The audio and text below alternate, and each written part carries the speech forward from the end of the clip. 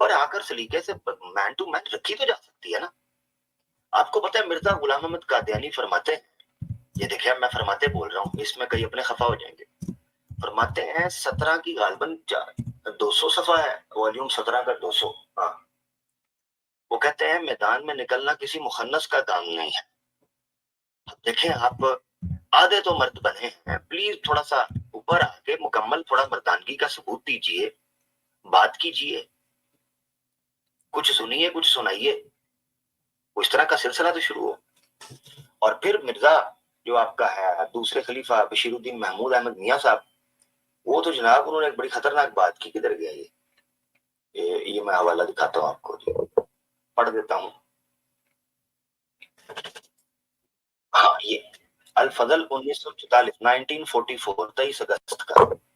اس میں نیچے عبداللہ الہادی سکندرآباد دکن کے آدمی نے مسلم موعود یعنی مرزا بشیر الدین محمود کا حوالہ لکھ کر, یعنی ان کی بات لکھ کر مینشن کیا الفضل میں 1944 23 اگست کا.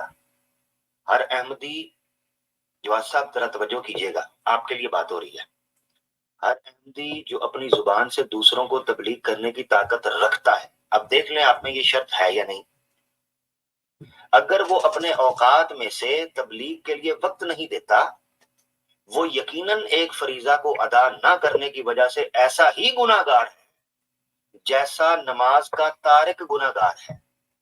لو جی, اب جو قادیانی میری بات سن رہا ہے اور اس میں تبلیغ کرنے کی طاقت ہے, اس کے پاس زبان ہے, اگر وہ اس زبان سے تبلیغ اور آ کر گفتگو نہیں کر رہا, وہ یقیناً ایک فریضے کا انکار کر اس کا گناہگار ہو رہا ہے, اس کا ادا نہیں کر رہا.